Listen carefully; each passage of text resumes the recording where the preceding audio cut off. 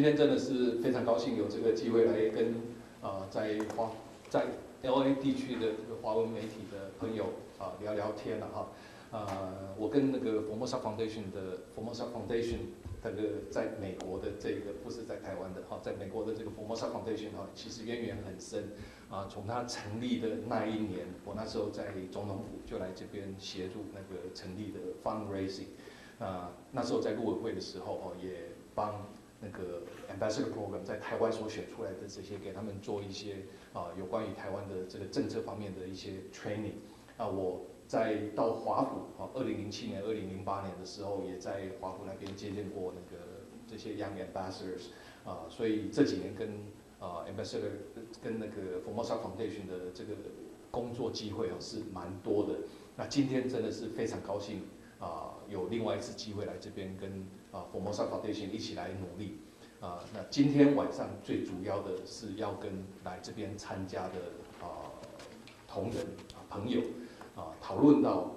目前我们台湾所面对的一个最重要的一个情势。也要跟大家去介绍一下我们台湾目前的一些困难，以及将来如何来克服这些困难。希望说大家听了之后能够对 Formosa Foundation 能够有更多的支持，对台湾本身有更多的支持。我想也不适合在这边讲太多，应该是由大家来发问问题会比较好一点。谢谢大家。By yourself and who you're with. Go ahead. Pacific Times. Yeah. Jin Lee. The first question I have is that Ambassador Burghardt always maintained that the relationship between Taiwan and the U.S. Was excellent, and is excellent too. Mm-hmm. And based on the recent development, what's your assessment? Do you agree with his assessment, or you have different opinion? If you have different opinion, can you elaborate what's the difference? Well, I have lots of different opinions from Ambassador Burghardt, even though I have full respect of him as a very good friend and as one who has been trying to serve Taiwan-U.S. relations. Still remember in November last year, when he traveled to Taiwan to brief us on President Obama's visit to China and the signing of the joint statement in between the two countries. I had a rough argument with him. The argument I had with him was that the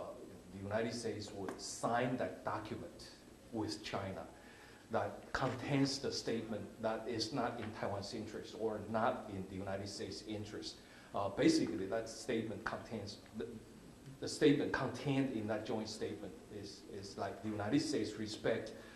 Chinese sovereignty and territorial integrity. And I challenged the American officials, including Ray Burghardt, that that's not what is said in the Six Assurances, and that's not what is said in the Taiwan Relations Act. And therefore, when Ray Burghardt says that Taiwan-U.S. relations is very good, or for any American official to say that Taiwan-U.S.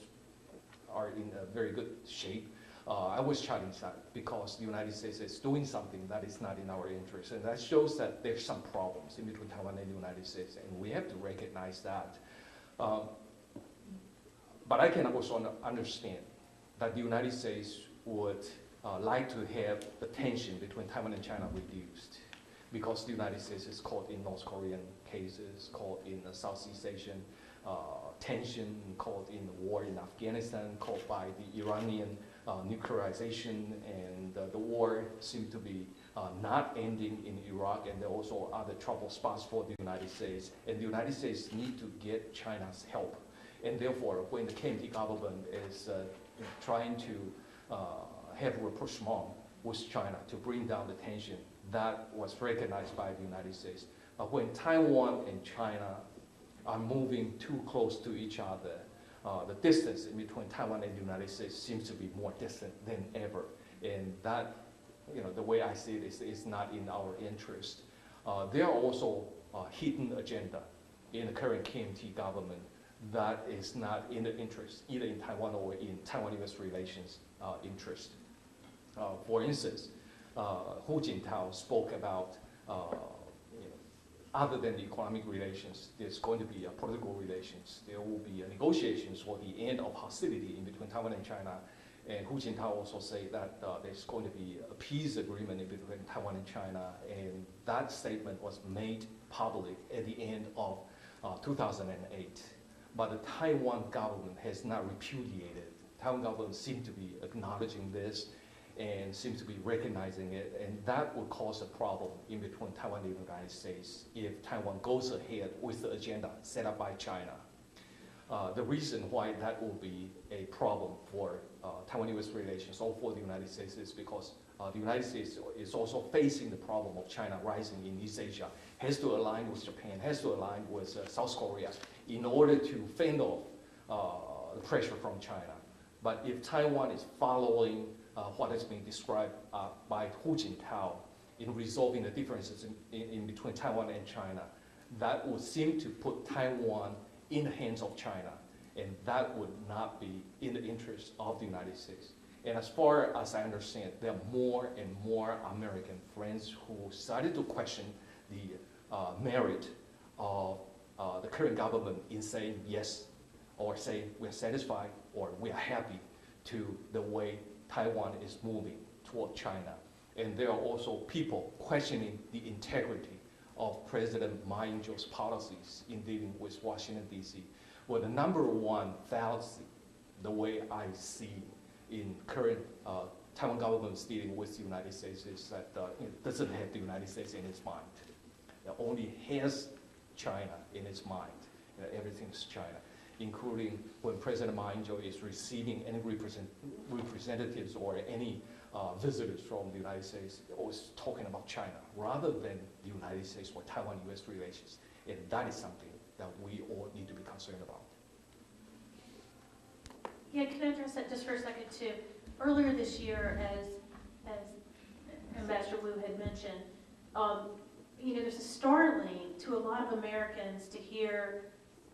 the Chinese say their core interests and how far those reached, not only Tibet, now Taiwan, and now the South China Sea, etc. So immediately the foundation went to work on Capitol Hill with members of the Senate. And I just wanted to read you a small portion of this because it's a letter to President Obama. Now this started circulating back in May, or maybe right after they made the remarks, where our own administration didn't come out and say, wait, hold on, hold your horses. Maybe we were just being too polite. But this portion of this letter to the president circulating in the Senate says, the Chinese government has long attempted to wring concessions from our country and whittle away our support for Taiwan by manipulating the language we use to define our relationship with Taiwan. However, the United States has core interests in the region that we seek to preserve. It is not up to foreign governments to define our interest or our relationship with Taiwan. Now that circulated for a very long time behind closed doors, moved around, but recently you heard Secretary of State Hillary Clinton pretty much say to China, we have core interests in the region. So, as I said before, the Formosa Foundation does work a lot behind the scenes. We have very trusted relationships with members of Congress, particularly in the Senate, and we can move these things up and down. Earlier this summer, Enoch and I had a very interesting meeting with the National Security Advisor to President Obama. And while we can't necessarily always talk about those things, I think the message is getting across very clearly to the Obama administration that members of the Senate and the American public are pretty much tired of this Chinese pushing, constantly pushing their interest. And we don't see where the relationship is a partnership with China. And that's very dangerous, I think, for the U.S. and people are starting to recognize it. 刚才我有个问题，就是说，两岸已经正式签订 ECFA， 然后之前那个民进党前大佬沈富雄在洛杉矶演讲时候，他自己公开指出说，他觉得民进党内部呢，他点名蔡英文跟苏贞昌，觉得这两位呢对 ECFA 的内容呢，因为什么样某些因素，所以对 ECFA 的那个议题出现了修正跟保留，那你怎么看呢？非常感谢这个问题有关于 ECFA 的问题，实际上我们必须要从各种角度来，必须要从各种不同的角度来加以思考。比如说台湾，它在国际上面需要有什么样的贸易，跟哪一个国家进行贸易，对台湾来讲是最好的。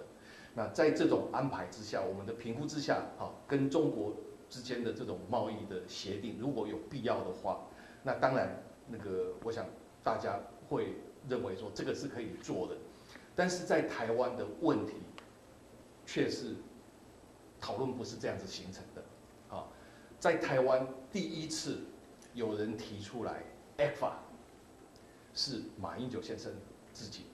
在去年2月的时候，在马英九先生面对国际媒体的时候，他是台湾第一个提出来说我们要追求 ECFA。可是那时候台湾的政府各单位都还在谈 CECA，Closer Economic Cooperation Agreement。那这种情况之下，经济部、陆委会或者是其他的政府单位才要回头过来说，好，我们来做评估。评估的结果是在半年之后才达成的。那我想，既然马英九先生已经做了这个决定，而且透过他的国安会秘书长不断的跟各界讲说，这个是 must go， 这个是已经既定的政策，这不能转弯了。那如果说政策已经决定了，你可以想一想，经济部以及经济部所委托的这些民间智库，中华经济研究院，他所做的这个评估的结果，会不会违背马英九先生的意思？当然是不会。所以如果说一个 assessment 不是客观的，那这个是有问题的。那另外一个就是说，任何的 trade agreement，不管是台湾跟美国之间，台湾跟中国之间，台湾跟日本之间，都会涉及到 trade liberalization。trade liberalization 会有一些产业获得利益，会有一些产业受到伤害。那如果有产业受到伤害的话，政府在这之前的准备就必须要去做 structural adjustment， 让我们台湾的产业能够经得起这种自由化之后的这种冲击。那可是我们看到现在的马英九政府没有去做任何的准备，他只跟我们讲说，ECFA 签了之后会有多少的人就业？ECFA 签了之后，台湾的 GDP 会成长0.7%、0.8%。ECFA 签了之后，对台湾有多好，好像是 ECFA 是仙丹妙药一样。可是实际上我们了解的就是说，这个 trade relations 签下去之后，台湾也会有人受伤害。那我们看不到现在的马政府做任何 structural adjustment 的这个努力。如果说各位有机会去问任何政府的官员，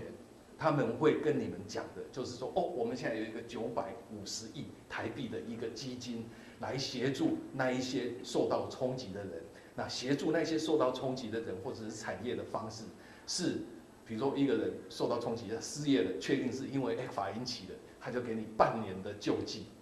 那这个950亿的台币是编做10年的预算，所以1年只有95亿。那95亿的失业救济金一下子就用完了。那这个没有办法去看到说，到底我们在为台湾的这个 structural adjustment 去做了多少努力。好，那另外一个就是说，我们很担心的一个战略性的一个状况，就是说，我们台湾如果跟中国之间的这个贸易，是跟我们台湾跟全球的这个贸易是摆在同一个 weight， 摆在一个同样的重量下面来看待的话，实际上如果说我们跟日本也可以有 FTA， 跟美国可以有 FTA， 跟欧盟也可以有 FTA， 那在这种状况之下，我相信大部分的台湾人民对于 ECFA 是比较不会担心的。那可是我们所看到的状况，就是说我们现在跟中国的这个贸易是越来越密切的。好，那签了 ECFA 之后，这个关系会更密切。可是我们跟日本之间、跟欧盟之间、跟美国之间的 FTA 有没有任何进展？答案是没有的。而且更糟糕的就是说，我们以前在民进党政府时代跟美国设立这个 TIFA 的关系在 TIFA 的这个架构之下，我们跟美国有各式各样的这种议题的协商。可是从今年年初开始，我们跟美国之间的这个 TIFA 停下来了。所以你可以想象得到，台湾的这个经济是离中国是越来越近，离美国或者是其他的主要国家并没有任何进展。这个对于绝大多数的台湾人民来讲，it's not comfortable，不会觉得很安心的一个状况哈。所以这个是绝大多数台湾人民在思考我们台湾跟中国之间的这个 ECFA 的一个问题。那当然他的这个讨论的过程，除了说马英九先生是第一个讲出来，决策制定了之后才有这个 assessment。那另外一个就是说，这个民主的这个机制是不是有受到100%的尊重？那我想如果说各位对于台湾的这些新闻报道或者是电子媒体的报道，应该是会非常的清楚，就是说 ECFA 在一读送上二读的时候，主席就是汪精平，必须要询问在场的立法委员有没有不同的意见。结果在场的27位民进党立法委员，每一个都大叫哟反对反对反对，可是王金平说我没有听到。你说这种民主程序能够让人安心吗？所以把这个各式各样的这个因素加起来的话，我想台湾人民对 ECFA 质疑是非常多。那对于民进党来讲，如果说我们把一道又一道的这个问题把它给克服掉，把一道又一道的这个质疑能够把它给能够给这种解决掉的话，我相信我们对于 ECFA 的这个反对的声音会是比较轻微的。但是因为各种问题都还在那边，因此目前民进党对于 ECFA 的这种反对的声音仍然是非常强的。那非常强，不是因为说台湾不应该跟中国有更好的贸易关系，而是因为政策制定的过程，而是因为民主的程序没有被遵守，而是因为这个政府根本就没有准备好，他根本没有资格去跟中国谈像 ECFA 的这样的一个架构。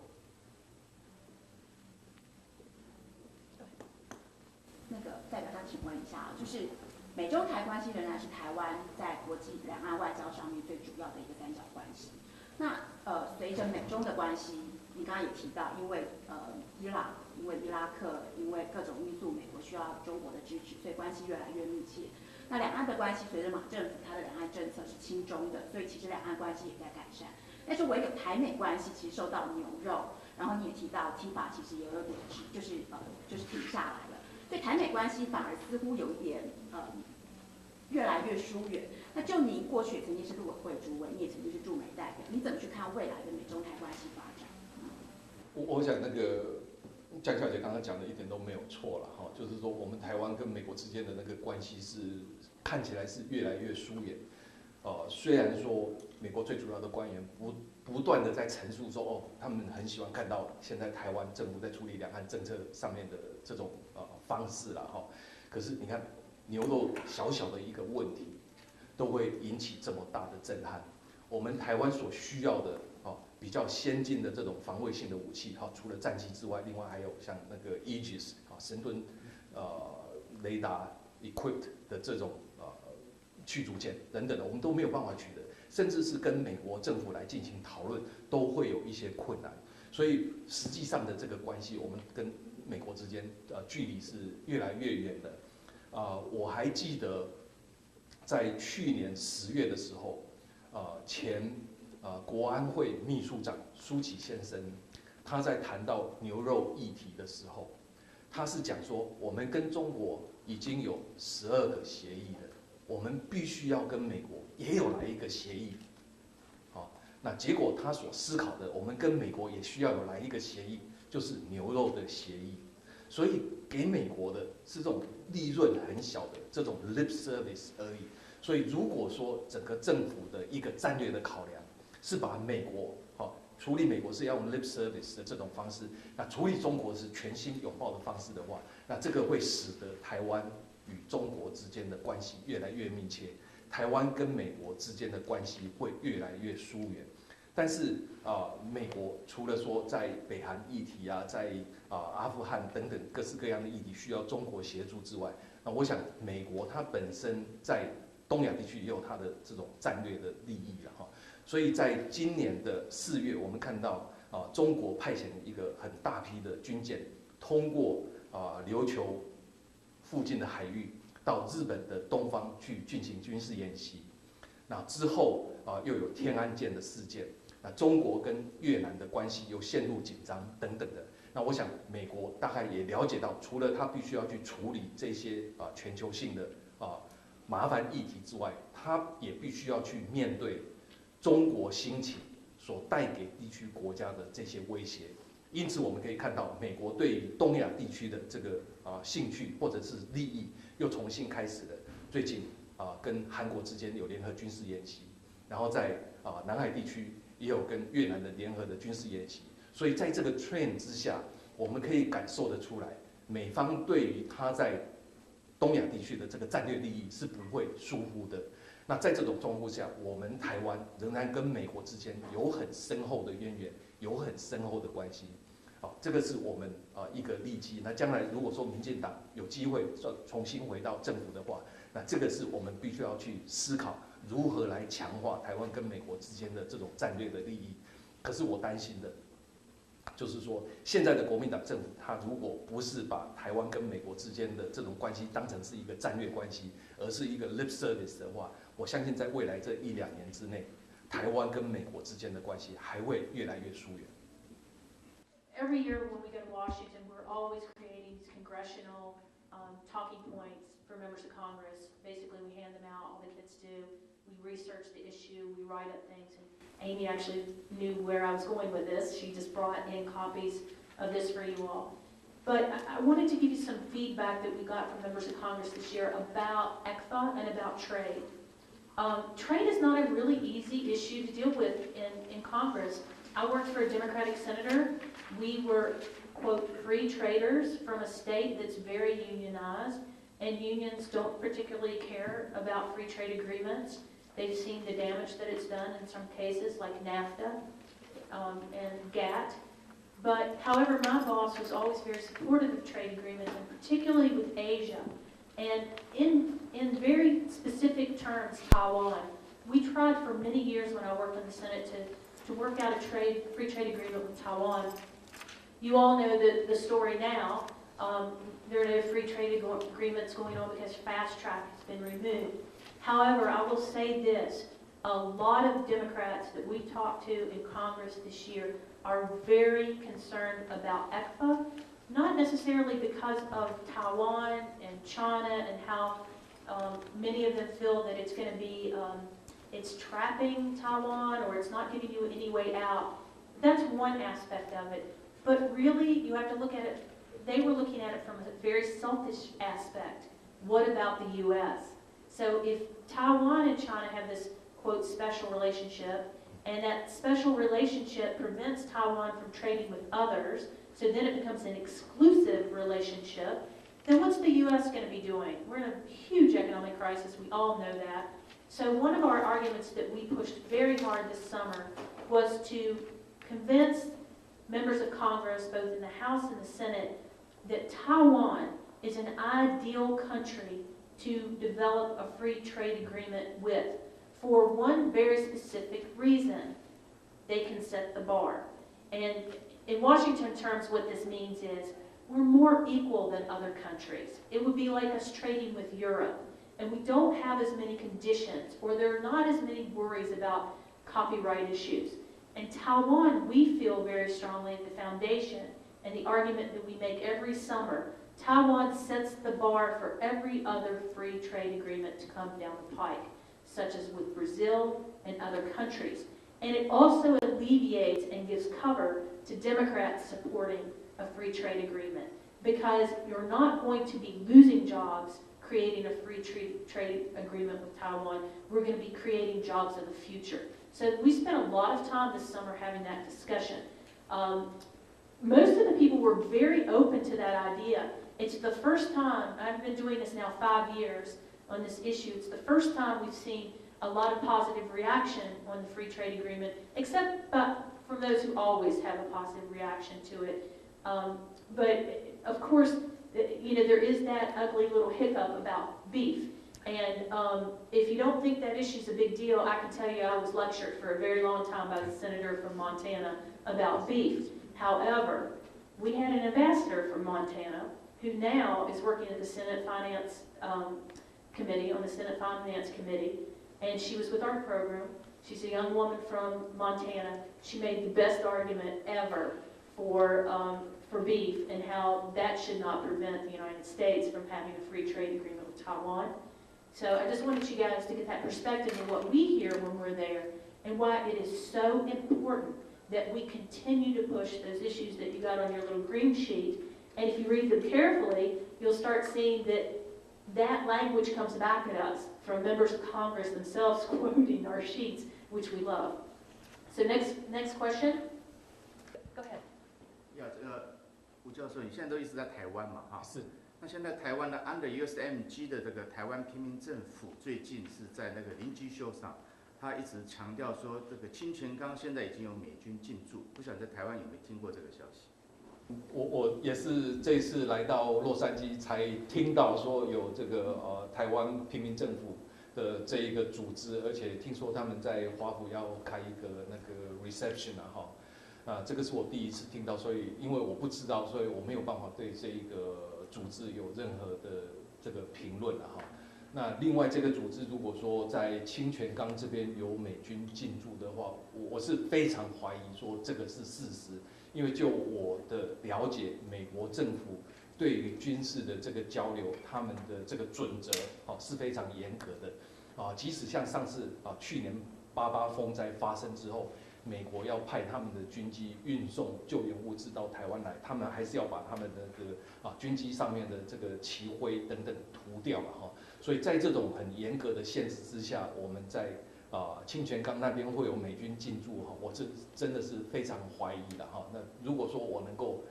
在各位媒体的报道上面能够看到有图片，以图片为证的话，那我可以来相信。到目前为止，我是还没有看到这些证据。那我们台湾跟美国之间的那个军事关系，实际上在民进党政府时代是有最深远的这种进展比以前马英九总统的，比以前那个李登辉总统的时代的这个进展还多了比如说我们跟美国之间的这种最高层的对话，它的frequency 它的频率是提高的。我们跟美国之间的这种军种与军种之间的对话，或者是说战略之间的对话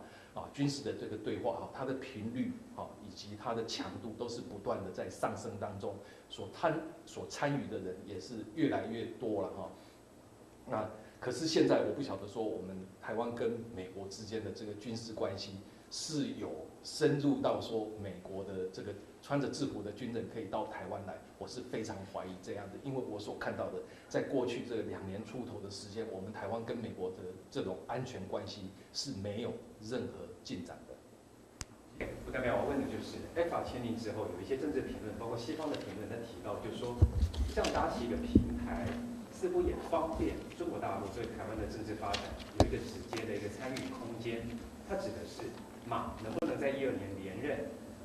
关系到中共能配合多少？你觉得呢？这个有2件事情第一件事情就是说，我们台湾对中国的经济或者是其他层面的需求越来越多的时候，中国对台湾的这个予取予求，或者是说中国对台湾的这些要求会越来越多我想各位可能也有从台湾的这个媒体有看到，就是说在当民进党台联要发动那个公投来决定是不是要接受 ECFA 的时候中国方面有表示说，你马英九政府一定要把这个东西弄掉，这个是 irritant， 不接受这种东西。万一以后任何的两岸的这种协议都要经过公投的话，未来是没完没了。所以中国政府对于这种事情是非常不高兴。因此，马英九政府就对于那个公投审议委员会有一些要求，说这个东西一定要弄掉，才会有1次、2次、3次，我们这个公投的审议都没有办法通过了所以台湾内部的民主程序已经在受到中国的影响的。那除了这些之外，我想我们台湾的也有一些媒体是因为有中国的资金进入，那这个不一定是中国政府的资金，有可能是来自台商的。那这一部分的这种事情都由那个 Freedom House 的他的那个报道里面他的 report 里面都有写得非常的清楚。那除了这些之外，我们台湾的一些媒体的报道，也因为他的自己本身的政策，或者是说因为他背景的这些因素，对于中国的报道，可能已经多过对于台湾的报道，甚至是对于中国政府的政策有很多加以美化的这些报道。所以有关于中国政府对台湾的这个影响，到目前为止我所看到的是已经太多了，多到这种 we don't feel comfortable 的这种地步了。那另外一个就是说，中国政府如果认为马英九是他可以予取予求的目标，当然在2012年的时候，就必须要想尽各种办法来协助马英九能够连任。如果马英九不能够连任的时候，中国政府也必须要去思考，是有哪一个那个未来的国民党的领导人可以来取代马英九。那这些我们都已经听到，中国那边已经在做研究。那要协助马英九连任，这是一个他们目前在进行思考，而且在进行盘算的一些做法。我也曾经对媒体说过，为了协助马英九政府能够继续连任，中国政府是有这种筹划讨论，在明年的6、7月的时候，是不是后撤一些飞弹，